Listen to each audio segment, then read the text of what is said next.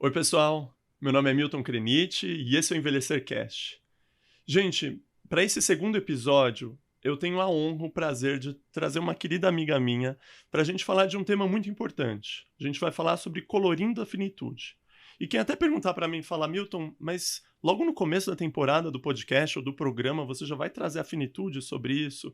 Mas é para isso mesmo, gente. Eu acho que a gente tem que lembrar o que a doutora Ana Cláudia Arantes, uma excelente geriatra e paliativista aqui do nosso país, fala, que quando a gente fala sobre o morrer, na verdade, a gente está falando sobre o viver. A gente está falando sobre a maneira como que é permitido para a gente existir, viver e ocupar esses espaços. Então, é isso. A gente vai falar hoje sobre finitude, sobre cuidados paliativos, sobre diversidade também, permeando esses assuntos. E eu tenho a honra, o prazer e agradecimento de estar aqui com uma amiga minha, Mariana Guiar Bezerra. Mariana ela é especialista em gênero e sexualidade pela UERJ e ela é mestre em serviço social pela PUC aqui de São Paulo. Mariana, obrigado. Obrigada, Milton, pelo convite. É um prazer estar aqui hoje com você. Obrigado. Mariana, então a gente, né, então estou muito feliz que você está aqui comigo para a gente falar sobre cuidados paliativos, sobre finitude, sobre o morrer, mas também, sobretudo, sobre o viver, como que a gente pode existir aqui. Mas antes da gente começar a falar desses assuntos, queria perguntar um pouco de você, da sua história. Como que você se encontrou primeiro no serviço social, depois nos cuidados paliativos, depois na especialização sobre gênero e sexualidade e, por fim, no seu mestrado. Me fala um pouquinho da sua história. Bom, eu fiz serviço social na Unesp, no campus de Franca. Eu me encontrei no serviço social no acaso. Fui prestar vestibular a vida toda com foco na veterinária. E aconteceu um momento assim pessoal com um animal meu de estimação e eu percebi que eu gostava de animais apenas por hobby e não para exercer como profissão. E acabei descobrindo o serviço social por uma colega que estava se formando na época, me apresentou o curso. Eu li um pouco sobre ele e falei, bom, faz sentido para mim, né? Porque é um foco de garantia de direitos. E durante o curso eu realmente me encontrei, né? Com esse foco mesmo de que a gente possa pensar aí garantia de direitos e a justiça social. Então, fez muito sentido para mim e segue fazendo até hoje. Depois disso eu fiz várias coisas, né? Meio soltas, mas que ao mesmo tempo se conversavam. Fiz uma pós-graduação que eu andei ali pela reprodução humana e caí nos cuidados paliativos, depois em gênero e sexualidade. Então, foram coisas que, para quem olha de fora, me parece um pouco distante, mas que tem muito vínculo, né? Muitos são complementares. Exatamente. Então, gênero e sexualidade é porque sempre foi meu tema de pesquisa, desde a graduação, né? Meu último ano de faculdade, meu tema de TCC foi sobre a doação de sangue por homossexuais, né, que a gente não tinha a garantia, então tinha esse embate dentro da portaria. E ali eu realmente me encontrei na temática, já era uma vivência ali de militância também, né, por ser uma mulher bissexual, de uma família que é praticamente inteira, todos os primos LGBT, assim, né, minha família é bem colorida. Então, percebi a necessidade de me especializar, né, porque não basta você só estudar por conta própria, né, às vezes você precisa de pessoas aí de referência para poder te balizar no que até onde você vai, até onde você não vai, né? Então, foi um momento que eu falei, ok, acho que agora eu preciso parar e fazer uma especialização. Foi quando eu descobri a vaga ali da UERJ que estava aberta para inscrição. Eu descobri no último dia e me inscrevi e deu super certo. E ali eu aproveitei para seguir, né, esse tema que hoje é a minha pesquisa, de vincular um pouco diversidade sexual e de gênero com cuidados paliativos, né? Pensar para além da caixinha. Que é excelente. Sim. Que, assim, poucos profissionais falam sobre isso. E a gente acha que até seria, né? Então, muitas pessoas vão apagar esse tema da diversidade quando o assunto é cuidados paliativos. Com certeza. Mas eu acho que antes da gente falar um pouco disso, da diversidade, que é importante, vamos dar um passo para trás e até explicar para o público que está ouvindo a gente o que é cuidados paliativos, o que são cuidados paliativos, né? Sim. Então, a gente tem muitos conceitos errados, seja na mídia, seja em colegas profissionais. Me conta um pouquinho, o que é, qual que é a abordagem dos cuidados paliativos? Bom, cuidados paliativos é uma abordagem que tem como foco, né, e objetivo a melhora da qualidade de vida de pessoas e os seus familiares, né, também, que têm doenças aí ameaçadoras à vida, né, com foco ali de controle desses sintomas, apesar do físico sempre ser levado aí pela grande maioria, a gente também tem um olhar mais integral, né, então vai controlar os sintomas psicossociais e espirituais. É uma abordagem que para além do que a gente tá aí no senso comum, de que as pessoas entendem que é só para quando a pessoa tá morrendo, né, que infelizmente é um olhar errado, é uma abordagem que é indicada a qualquer momento da fase da doença. O certo seria desde o diagnóstico, né? Independentemente se tenha cura ou não, porque o foco mesmo é dar qualidade de vida. Então, pode ser uma abordagem que ela é associada com a abordagem de tratamento curativo, né? Algo não tira o outro, assim, né? Não é uma escolha, é uma junção para você melhorar a qualidade de vida dessa pessoa. Lógico que se em um momento não tiver mais tratamento curativo em vista, a partir do diagnóstico, né, da fase da evolução dessa doença, os cuidados paliativos vai ser exclusivo. Mas não é que ele só vai chegar nessa fase, né, que é o que ainda é dado aí como natural, né? As E não pessoas deveria, entendem desse jeito, né? A pessoa tá morrendo, logo o cuidado paliativo chega. Não e é não bem deveria assim. trocar de profissional também, né? Deveria Sim, ser, é o que você falou, do momento do diagnóstico, começa com tratamento curativo, começo também com tratamento paliativo, mas talvez um em proporção um pouquinho maior que o outro, exato. em foco, mas vai mudando ao longo do Sim. tratamento. Essa é a abordagem, assim, né? É o que a gente tem aí como expectativa que um dia isso aconteça em todos os lugares. Infelizmente, os cuidados paliativos acontecem no momento errado, né? Fazendo com que o profissional atue de forma limitada, com tempo muito curto para poder fazer tudo que ele poderia fazer. E ainda com esse olhar de que alguns lugares olham pra gente como a equipe da morte, né? Que chega ali só pra cuidar da pessoa que tá morrendo. Mas não, chamaram a gente, indicaram a gente de forma errada, né? Aquela pessoa ali tinha total indicação desde o diagnóstico para poder ajudar no controle dos sintomas. E muitas vezes as pessoas não entendem isso, né?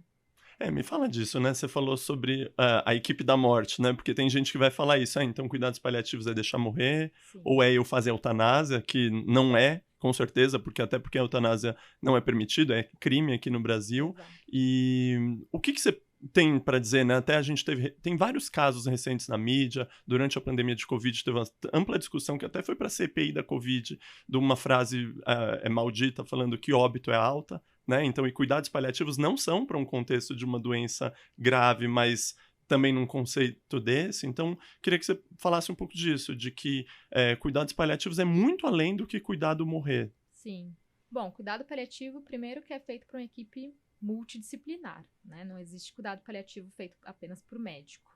Então, as equipes são formadas por assistentes sociais, psicólogos, enfermeiros, TO, né, que é o terapeuta ocupacional, nutricionista, fisioterapeuta. É sempre uma equipe muito grande para a gente poder pensar em conjunto como fazer a melhor oferta de cuidado para aquele sujeito.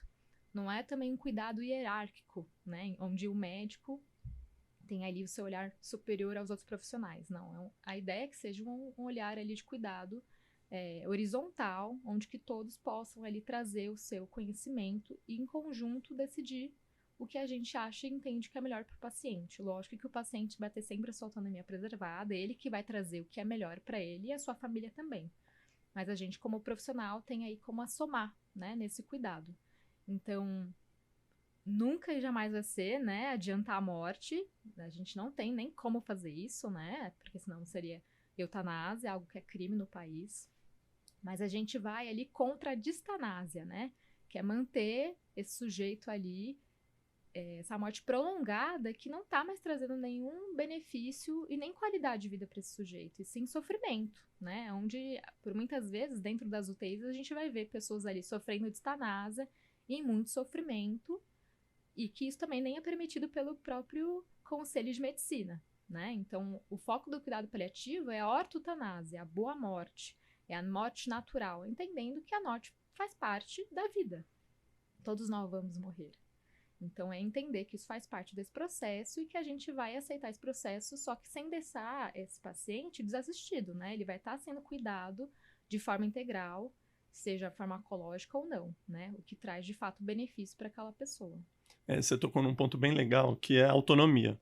Porque até no episódio passado, eu estava falando aqui com o Diego, a gente conversou sobre envelhecimento ativo e que a gente estava falando que a gente quer para o envelhecimento ativo participação social, a gente quer preservar a autonomia e independência das pessoas idosas, mas que para isso também a gente precisa de duas coisas. Primeiro, respeito, empatia, para ouvir, porque muitas vezes a gente não ouve o que a pessoa, nem pergunta os desejos dessa pessoa, mas também uma outra coisa que me faz pensar para garantir a autonomia do paciente é aprendizado ao longo da vida. Então, educação. Né? Porque eu também vejo poucas pessoas falando sobre isso, querendo perguntar o desejo da pessoa, o desejo do familiar, entender essas angústias, né? O que você acha sobre como a gente pode resgatar e garantir a autonomia do paciente? Primeiro, a gente precisa quebrar com esse olhar paternalista que a gente tem, né, da medicina como um todo, que é esse olhar que o médico tem que cuidar de forma excessiva, né, e que ele decide sobre esse paciente, como se ele fosse o detentor dessa vida, né? A gente ainda tem esse embate principalmente com a equipe médica, né, de que o foco é salvar a vida a todo custo, né? Os médicos são aí formados com esse olhar de salvar vidas, sem lembrar que a morte faz parte, né, e que a gente também deveria ser formado para saber cuidar do processo natural da morte, né? Então, acho que primeiro a gente precisa quebrar com esse olhar paternalista, né?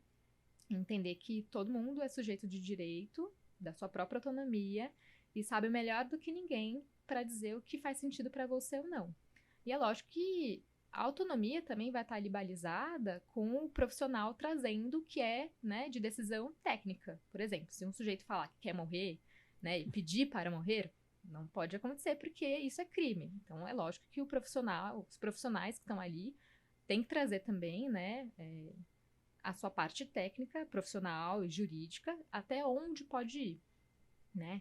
Mas garantir conforto e qualidade de vida era para ser, na verdade, um escopo de cuidado de qualquer profissional, se a gente, de fato, colocasse aí a humanização em jogo, né? Isso, a gente até fala que todo profissional deveria ter o mínimo de conhecimento sobre cuidados paliativos para fazer essa abordagem durante o seu atendimento, né? A partir de qualquer diagnóstico que ameace a vida. Não precisando ser especialista em cuidados paliativos para Exatamente. iniciar o tratamento, né? O paliativista exclusivo, né, como especialista, seria realmente para aquele momento em que o cuidado, né, o tratamento ali curativo não tem mais benefício e não vai mudar mais o percurso da doença, né? Uhum. Então aí o cuidado paliativo é exclusivo, então vai ter enfermarias especializadas para isso, atendimento no domicílio, né, os hóspices, e aí tudo bem, precisa de fato um profissional especialista para poder também saber o time certo, controle de sintomas, né, entender a dor para além da dor física, sim, essa dor total, né, que a gente chama, dor social, psicossocial como um todo, entender que a dor total também é esse olhar, né, que o paliativista traz, que às vezes a dor social, por exemplo, uma preocupação financeira, né, porque aquela pessoa era o principal provedor daquela família e hoje está ali com uma saúde um pouco mais delicada,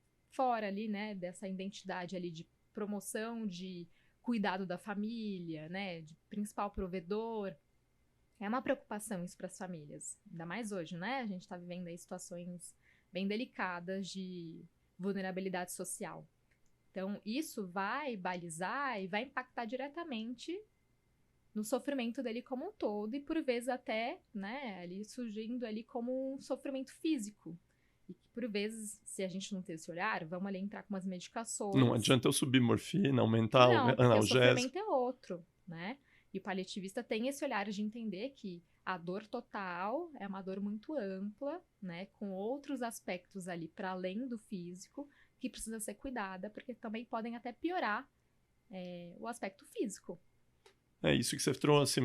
A gente está falando também da qualidade do morrer, da qualidade de que são ofertados serviços de paliativo, Sim. que infelizmente são muito poucos no nosso país, né?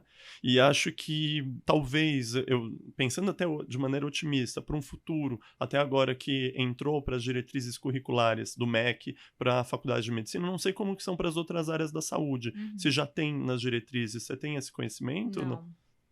Mas pelo que eu sei, é só a medicina que conseguiu esse ganho agora. Agora, né? A Agora, gente está falando de anos e anos em que o Brasil é um dos piores de qualidade de assistência à morte. Sim. E que agora que está entrando para as faculdades, para as novas gerações que vão se formar daqui a 6 anos. Exatamente. Até então era disciplina optativa em algumas graduações de medicina.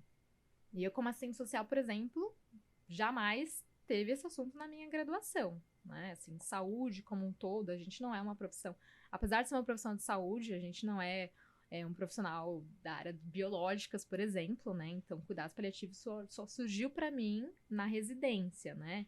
E acredito que isso vai demorar bastante tempo ainda até para o nosso próprio conselho regional, né? E o Federal de Serviço Social poder ter acesso que existem profissionais especialistas na área, que é um foco de atuação. Isso ainda está muito engatinhando no país, né? Qual que é, Infelizmente. assim, na sua experiência, né? Porque você está trabalhando em 2 serviços, um que atende Isso. hoje serviço domiciliar, um outro que é mais um ambulatório de atenção à pessoa idosa, não é? Isso. E nesses locais onde você atua, como que você vê a sua ação como assistente social no contexto de cuidados paliativos? Bom, a nossa ação como profissional de serviço social de fato, a gente é formado para ser generalista, né? Então, a gente consegue atuar em qualquer área de cuidado, né? Dentro da saúde ou as outras políticas sociais, como assistência, educação, porque o nosso foco é garantia de direitos sociais, né? Dentro dos cuidados paliativos, é óbvio que se a gente não tiver um conhecimento mínimo sobre o que é cuidados paliativos, a gente pode errar o tempo certo de atuar, né?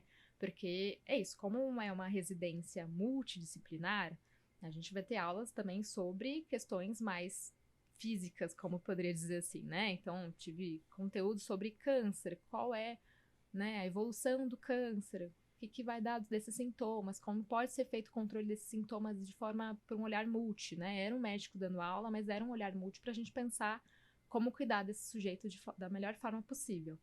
Hoje, esse olhar me deu aí, né, um grande conhecimento também a prática profissional da gente conseguir identificar a piora do paciente, conseguir estar ali junto da família, né, a equipe como um todo, sempre ali explicando o que está acontecendo para a família também poder acompanhar o processo da evolução da doença, do que está sendo feito, que cuidado pode ser feito, o que não pode ser feito, o que a família ainda deseja que a gente não conseguiu ofertar, para a família fazer parte disso, né? Não ser aquela coisa descolada como é na grande maioria dos lugares, que o médico está ali, a família está longe, só tem ali a passagem de plantão E ninguém conversa. e ninguém decide nada em conjunto, né? É só o médico ali à frente do cuidado. E que ninguém sabe o que está acontecendo porque não tem diálogo, né? Exatamente. Então, o serviço social consegue fazer essa mediação de estar ali próximo sempre da família, com a equipe como um todo, e o paciente, né? Para poder também pontuar ali para a equipe, olha, tais coisas não dá para a gente pensar isso agora, né? Ou outras, olha, eu acho que é o momento certo a gente começar a conversar um pouco sobre possível óbito, para também eu poder entrar e fazer as orientações burocráticas de óbito. Então, se a gente não tiver esse olhar um pouco mais afinado, eu posso perder o time correto de fazer a minha atuação e até causar mais sofrimento para essa família e para esse paciente. E até uma outra questão, né, Maria, a questão da comunicação. Porque as pessoas acham que comunicação a gente nasce sabendo. Não, comunicação é treino, é Exato. aprendizado, é a gente aprendizado em serviço, a gente vê pessoas mais experientes que a gente aprende a comunicar uma notícia ruim, porque até muitas famílias que às vezes chegam no consultório ou em algum hospital onde eu atendo, falam, não quero que meu parente saiba que ele está com câncer, Uhum. ou que o câncer dele é avançado, né? Eu falo que não, a gente aprende maneiras de comunicar uma má notícia também, e não é o esperado ela ficar triste num momento como esse. Então a gente acaba desenvolvendo essas habilidades. Sim, sim. Eu sempre acho assim, para quem vai atuar de fato com cuidados paliativos, precisa fazer uma especialização, né? Porque são muitas coisas aí. Primeiro que a gente vai lidar com um assunto que é tabu social, né? Falar sobre morte é como se as pessoas ainda falam isso, você fala sobre morte é como se você desejasse a morte para você, né? Estivesse chamando isso. E não, gente, a morte, todo mundo vai morrer e a gente precisa falar sobre isso, né? Porque se a gente não fala, como que a gente vai morrer, né? Assim, eu falo isso, eu tenho 30 anos de idade, é uma coisa de diário de ficar pensando, olha, se caso acontecer tais coisas comigo, eu não vou querer ser entubada, como que eu quero ser cuidada, quem vai ser a principal referência para responder por mim e saber como eu quero ser cuidada, né? Mas porque também atuo com isso todos os dias e sei da importância da gente pensar sobre a própria morte, né? E do cuidado que a gente quer receber, que faz sentido pra gente diante aí de doenças que possam ameaçar a vida ou também, sei lá, de traumas, porque é isso, a gente pode estar andando aqui, tá Atravessar a tranquilo, rua. sofrer um acidente, um traumatismo craniano extremamente importante e não conseguir mais fazer suas coisas do dia a dia e precisar de um cuidado aí e talvez até ficar mais próximo da morte, né? É Então, por isso que a Ana Cláudia fala, né, que a gente falar sobre a morte, pensar na morte, também faz a gente refletir sobre a nossa própria vida, sobre a nossa exatamente. existência. E a gente morre como viveu. Então, se a gente não pensa sobre isso, a gente não pensa nem como está vivendo, que faz sentido pra gente, né?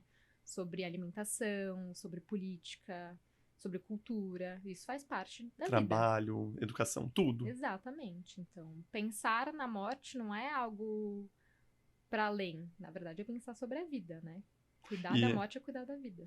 E a gente pensando nisso, né, e esse assunto me faz pensar no que a gente vai falar da diversidade, colorindo a finitude, Sim. porque a gente falar sobre a morte, estamos aqui pensando na comunidade LGBT, a gente já pensa, né, se para as pessoas heterossexuais, brancas, talvez a qualidade já seja ruim, vamos pensar na realidade das pessoas LGBTs, né, que a gente tem um Estado que muitas vezes se baseia no cuidado da família, né? Sim. Só que quando essa família não existe, ou tem alguma outra vulnerabilidade, um medo de sofrer discriminação, ou uma falta de acesso à saúde, e de novo, ser política também.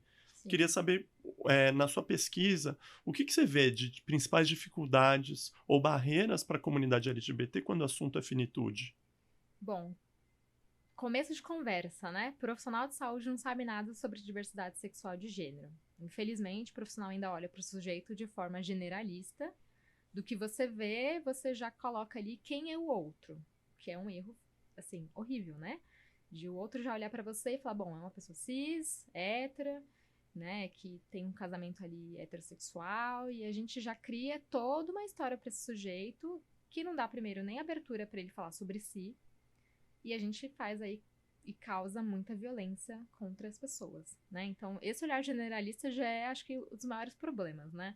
Não ter conhecimento sobre conceitos básicos de diversidade sexual e de gênero é um outro problema, porque como que a gente fala sobre o assunto, sendo que o profissional não sabe nada e também não procura saber, né? Porque a gente tem uma política aí nacional de saúde integral da população LGBT que já fez 10 anos. 2011, né? Exatamente, a gente está aí explicando que ela existe, né? Era pra gente já estar em outro momento de avaliar como essa política tá. A gente está no momento ainda só de explicar o que é sopa de letrinha para os Exato. profissionais, e não de implementar e saber se ela está De explicar o regulamentada. que é orientação sexual e identidade de gênero. A gente ainda tá no pé de diferenciar conceito básico, né? Então, quando a gente conta que tem essa política, a grande maioria dos profissionais nem sabe da existência dela, né? Nem sabe que o direito de nome social é garantido desde a Carta dos Direitos dos Usuários do SUS de 2009. Então, são coisas que a gente segue reforçando que não era pra gente estar mais nesse pé. Mas isso faz um impacto extremamente importante no cuidado do sujeito, né? Porque, primeiro, a gente ali já não cria um ambiente confiável e acolhedor para que esse sujeito possa falar sobre si. Se a gente não fala sobre nós, esse cuidado pode ser ofertado de forma extremamente errada e violenta e LGBTfóbica, né? Então, acho que esse, pra mim, não que eu não soubesse disso, né? Mas acho que reafirmou como que o profissional ainda traz esse olhar aí cis heteronormativo, né? Para os sujeitos. E também não saber das demandas, né? As necessidades de saúde. Não pensar sobre isso também como se fosse algo descolado, como se pessoas em cuidados paliativos não tivessem identidade de gênero e orientação sexual, né? E que é isso, todo sujeito tem. Então, se a gente está falando sobre um cuidado que foca no cuidado integral desse sujeito, logo, identidade de gênero, orientação sexual, raça, cor e tudo que compõe qualquer ser humano faz parte do cuidado, né? E Faz que parte algumas da pessoas biografia desse sujeito. E algumas pessoas tentam apagar isso, né? Vão Sim, falar que assim, ah, não, então você, Milton, você, Mariana, estão falando de orientação sexual, identidade de gênero, raça, cor. No contexto de paliativos, isso é irrelevante. Só que não, já tem pesquisa falando que é o que você falou, é uma parte de quem a gente é. sim, E não tem como eu prover. A gente falou até agora sobre prover, dar um cuidado de qualidade de assistência à morte, qualidade de assistência à finitude. Como que eu vou ter esse cuidado se eu não posso abraçar quem eu amo, se eu não posso falar quem eu sou, se eu não posso me sentir bem recebido numa enfermaria, ou na minha casa, ou não ter suporte social? sim. E lembrando, né, que a própria política traz isso, que a LGBTfobia é um determinante social de saúde, né? Ou seja, impacta no processo de adoecimento e saúde dos sujeitos LGBT. Se a pessoa vivencia uma vida toda de LGBTfobia em diversos espaços, família, escola, trabalho, e na sociedade como um todo também, né? Porque a gente ainda é uma sociedade cis-heteronormativa. Esse sujeito, provavelmente, né, assim, com toda certeza, vai ter um impacto no seu processo de adoecimento por causa da LGBTfobia vivenciada também dentro dos espaços de saúde, né? A própria LGBTfobia institucional.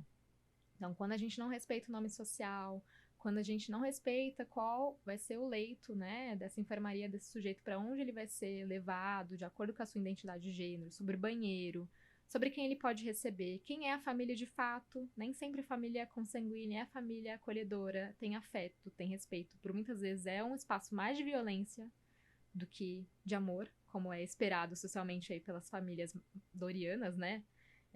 E quando a gente apaga tudo isso, a gente apaga boa parte desse sujeito, né?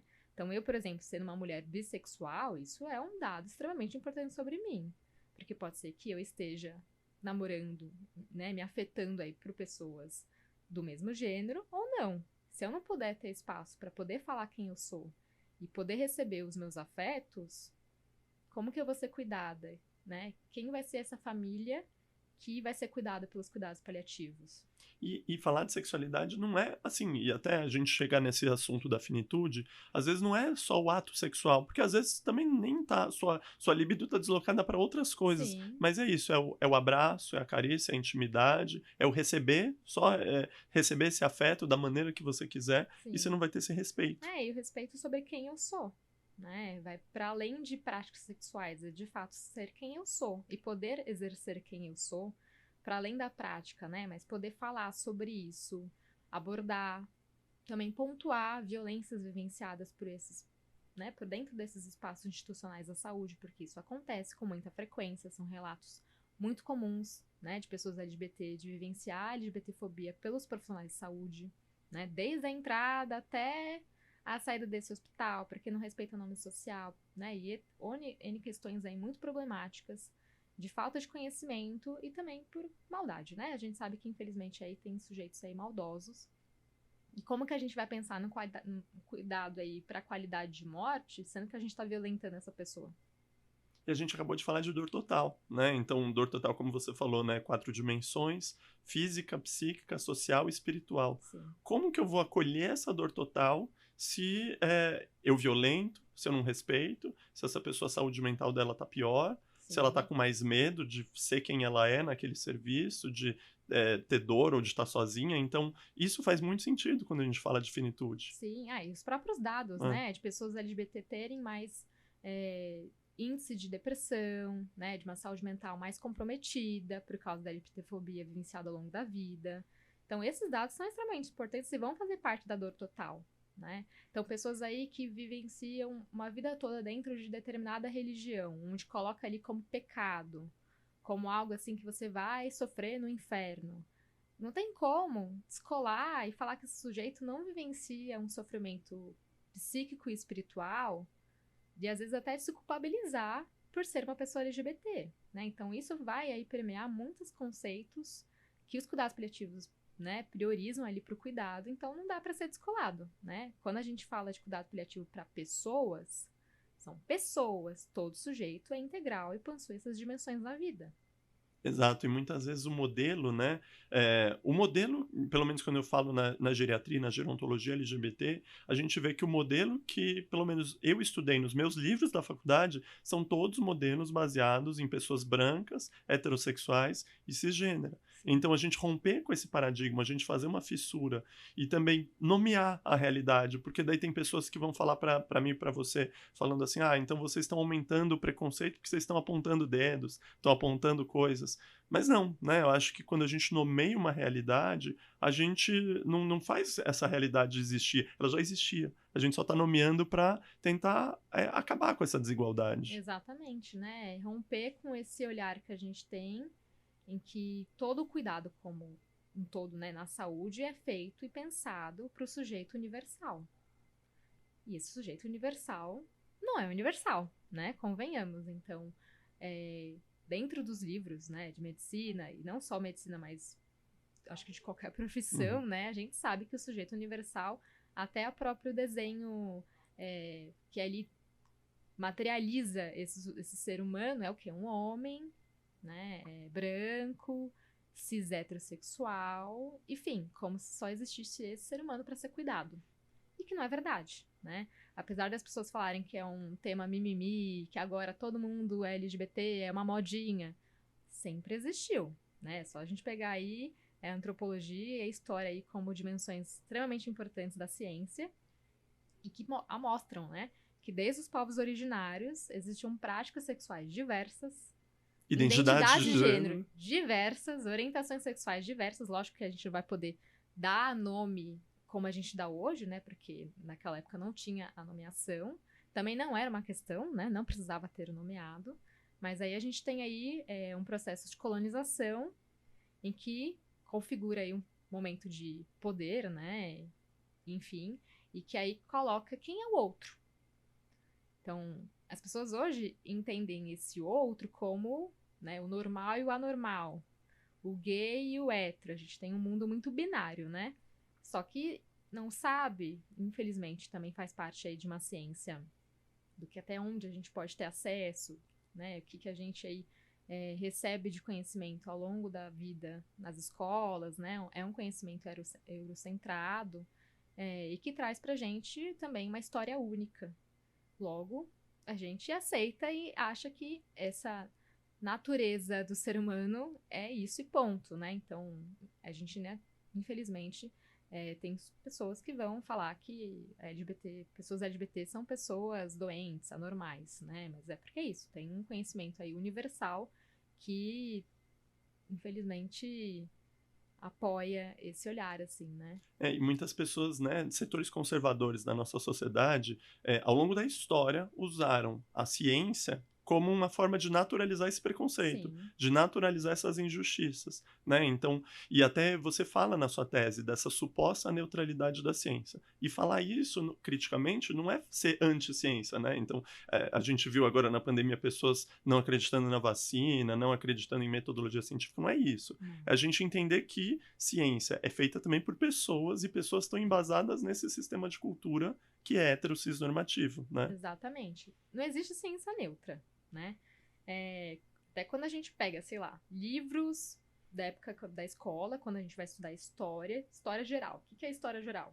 É Contada sempre o por quê? quem, né? Europa. Isso não é história geral. História geral é conhecer a história do mundo, né? Contada por quem? Sobre quem? De que forma, né? Então, se a gente vai a fundo, é só a gente perguntar para várias pessoas na rua se conhece a história verdadeira do Brasil. Não conhece. Não. Vai ali trazer ali da descoberta do Brasil como se antes nada existisse. Não é verdade, né?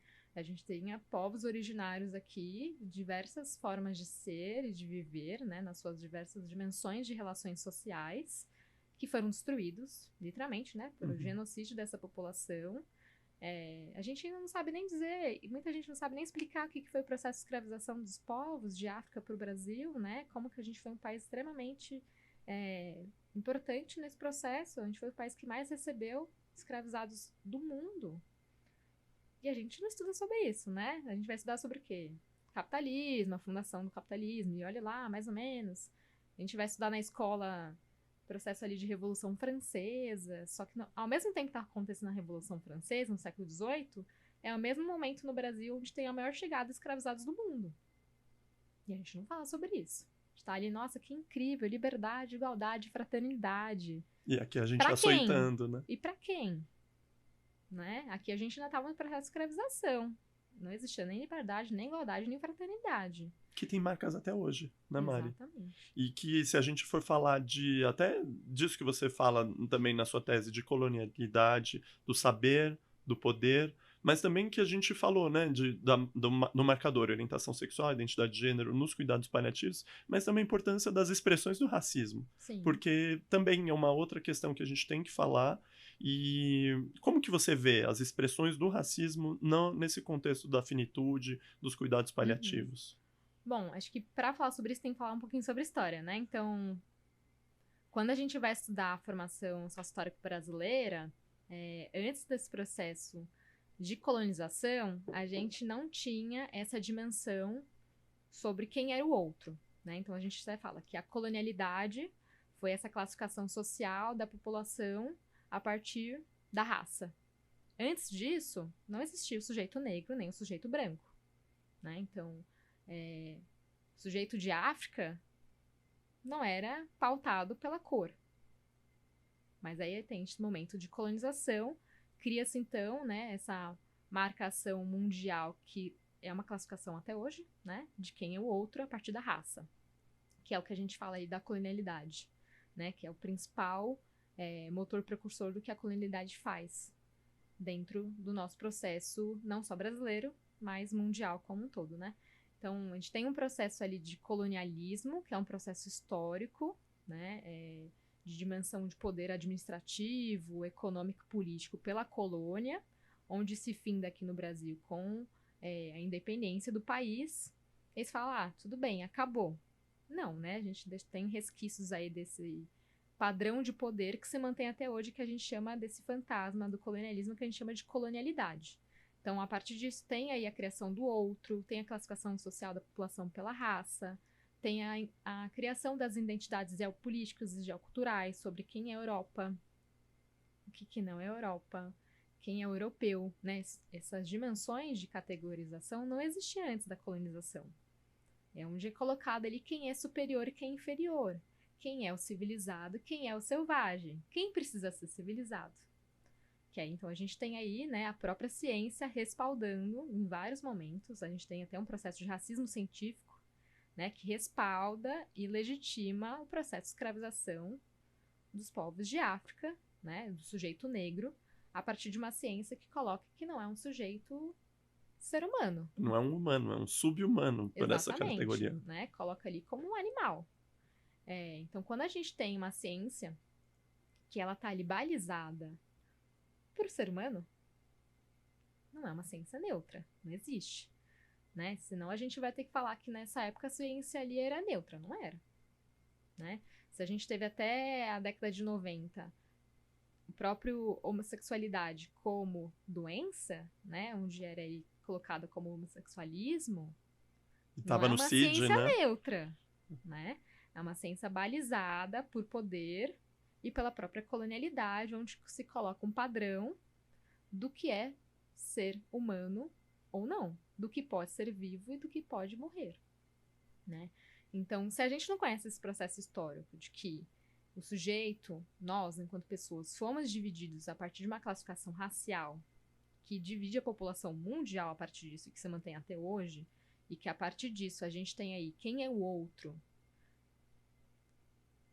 por um olhar do sujeito branco que se coloca como universal, tanto que até hoje a gente sabe que a maioria das pessoas brancas tem muita dificuldade de falar que é branco. É como se a única pessoa que tem raça cor é o sujeito negro, né? É a pessoa oriental.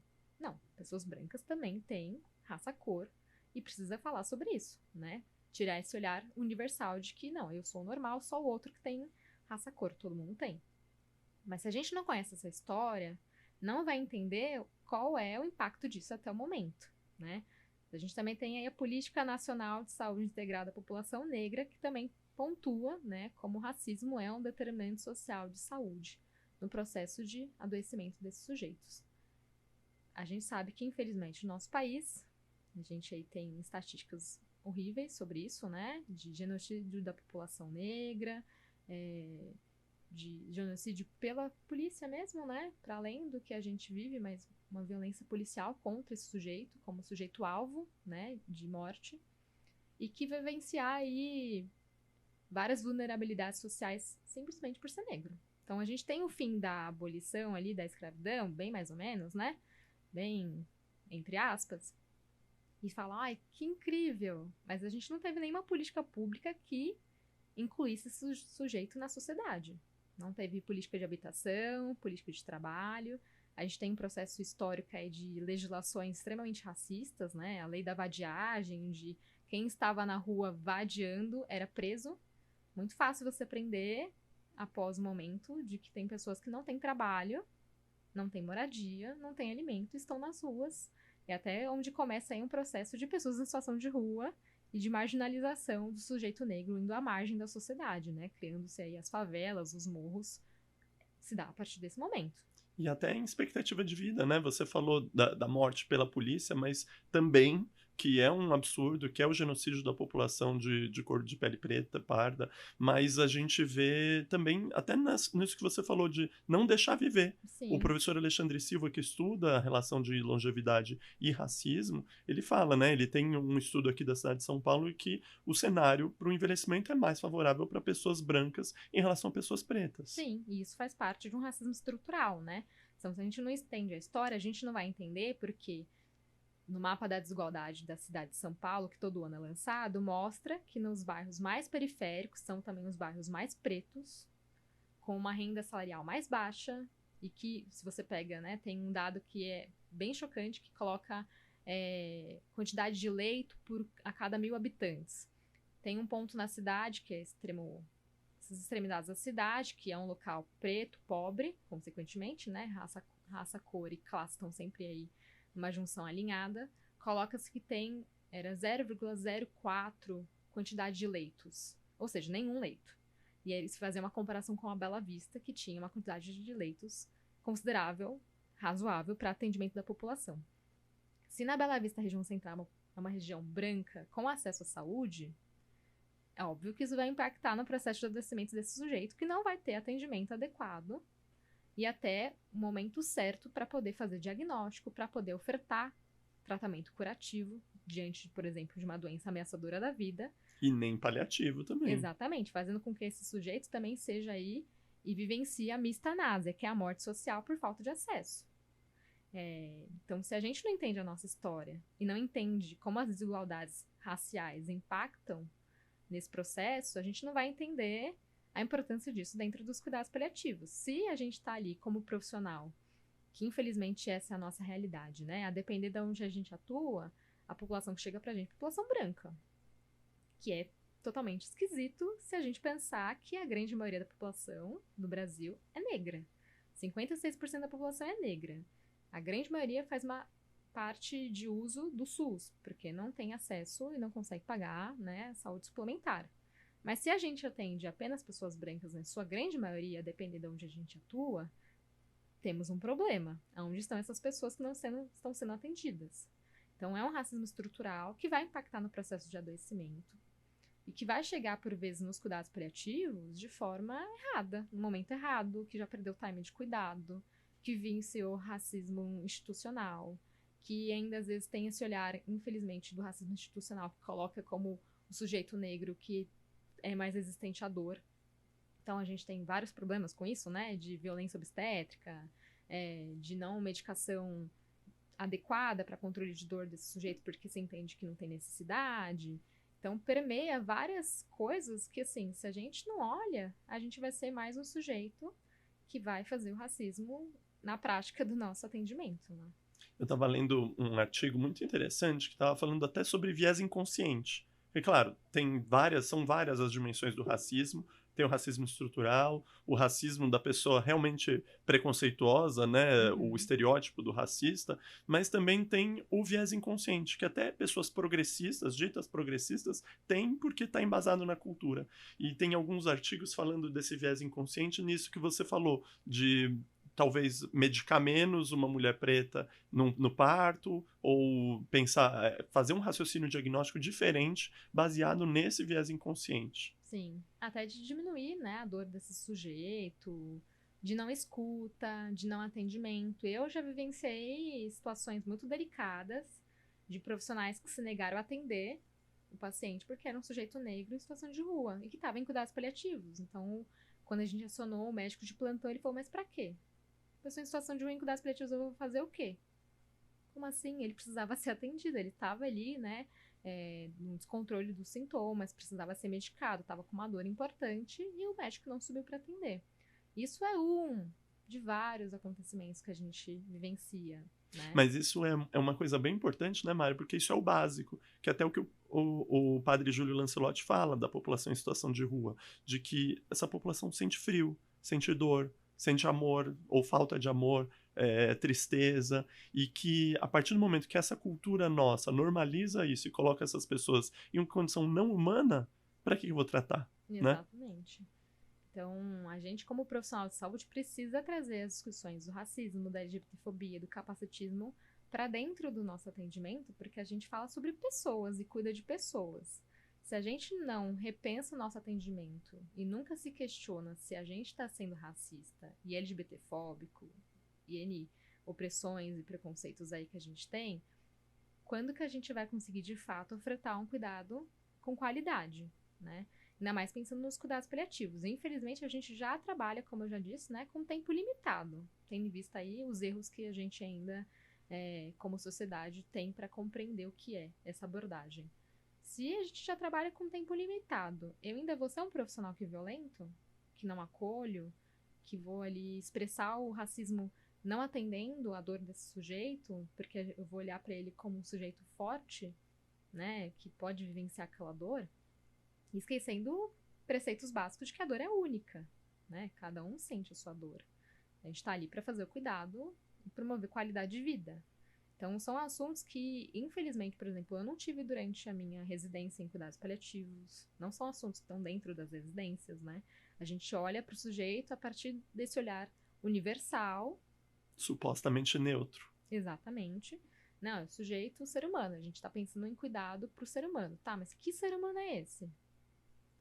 Como que eu vou fazer o cuidado de alguém que está chegando para mim e trazendo aí situações de racismo que está vivenciando dentro da equipe, se eu não entender o que é, se eu não validar essa dor, que vai impactar no processo de adoecimento desse sujeito e na morte dele.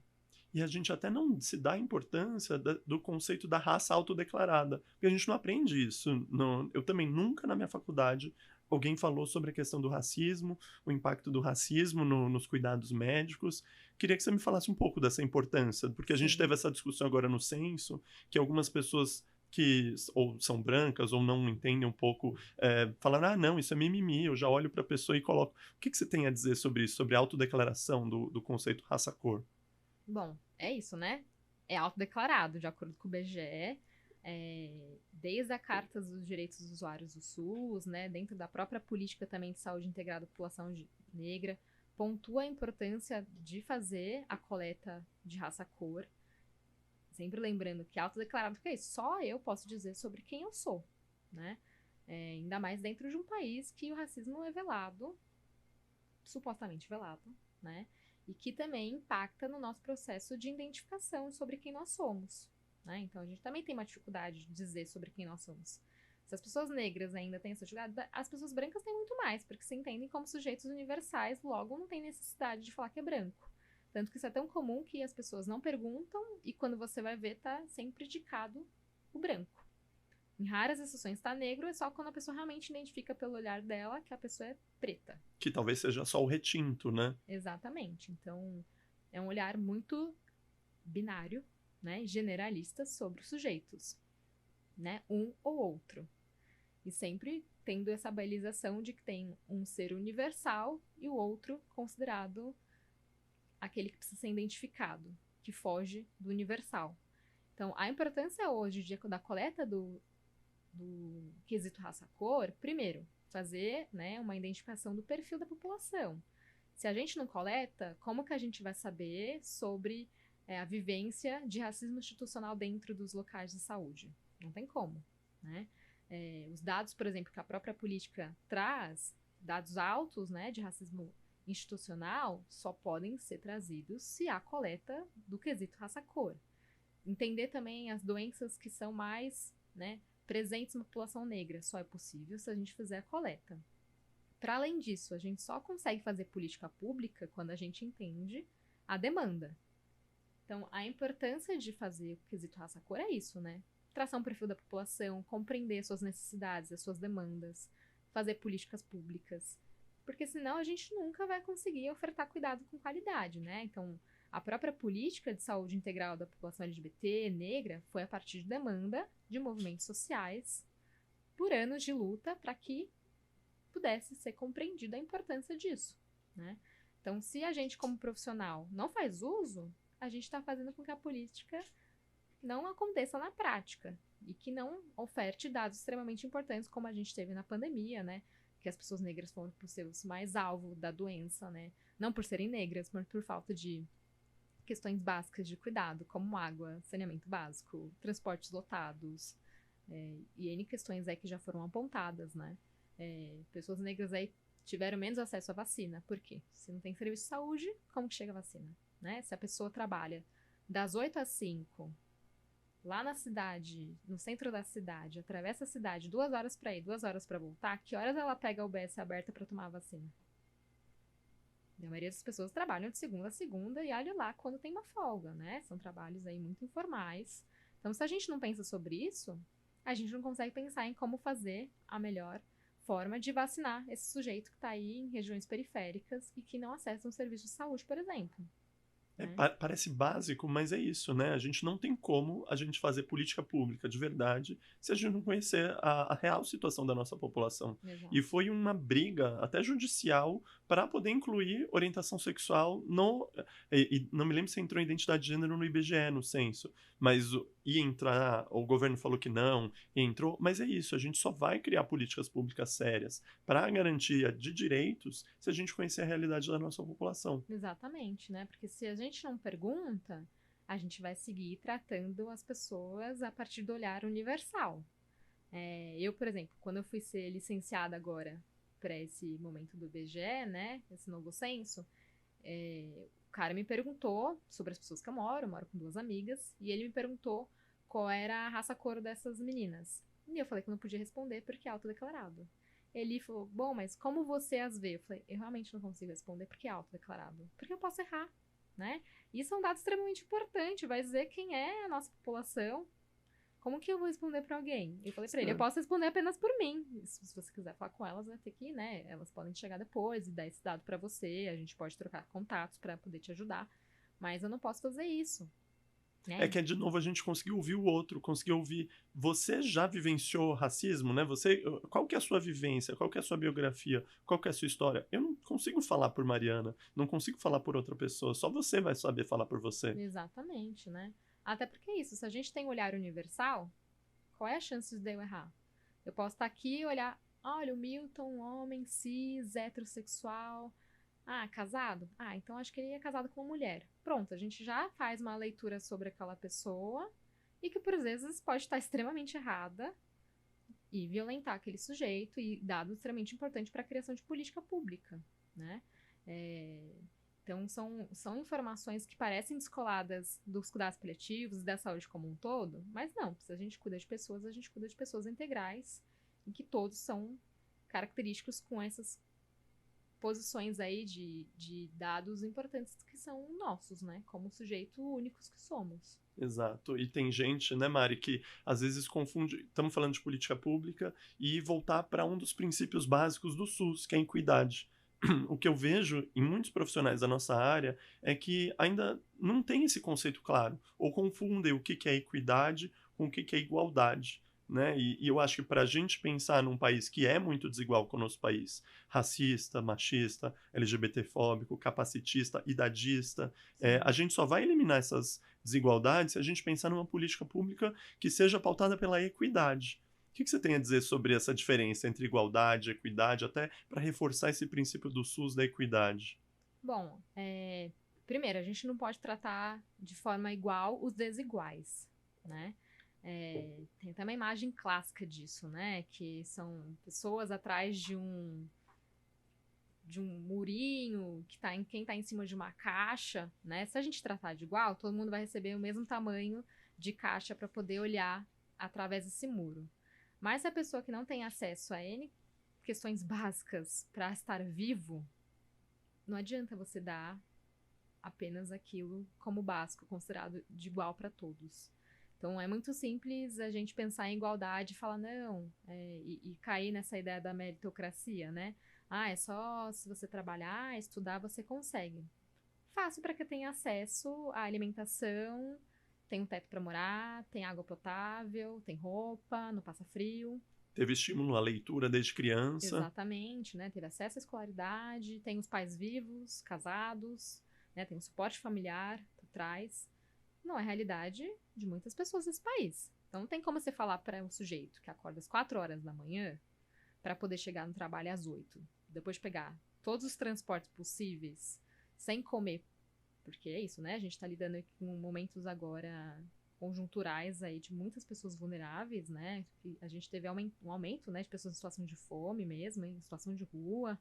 Voltamos aí para a linha da pobreza e exigir que esse ser humano, correndo atrás de tudo, trabalhando, estudando, chegando em casa às 2 da manhã, depois de fazer tudo isso, esteja no mesmo pé do sujeito branco que mora nos jardins e tem acesso a tudo, né? E não tem nenhuma preocupação com o dia de amanhã.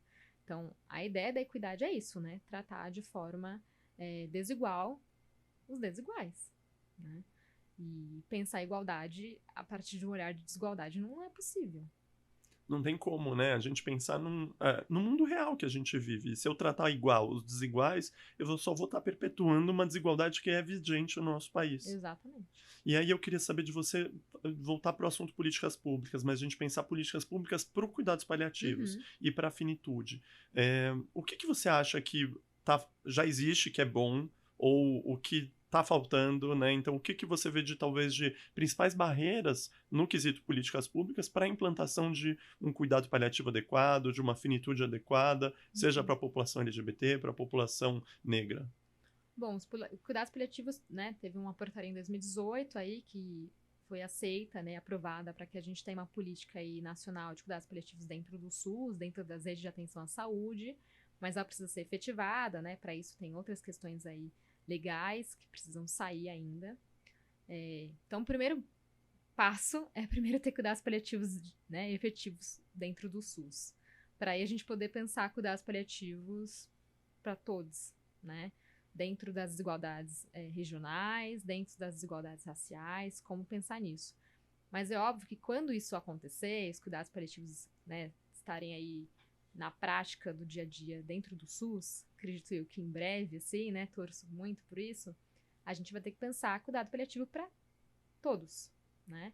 E o todos, a gente vai ter e vai precisar reforçar que o sujeito não é um sujeito universal, que esse sujeito universal não existe, não dá mais pra gente perpetuar isso.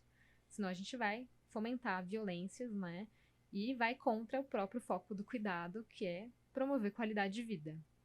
Então, a gente ainda tem desafios, mas acredito que muito espaço aí de resistência e de luta para que a gente possa ofertar esse cuidado integral, de verdade, né? Porque o cuidado integral levado com o olhar universal, ele não é integral, né? Então, acho que tem muito espaço, né? O seu próprio canal é um canal aí que é extremamente importante, né? Não só para agora, por podcast, mas dentro do próprio Instagram. Todos os movimentos que você faz, né?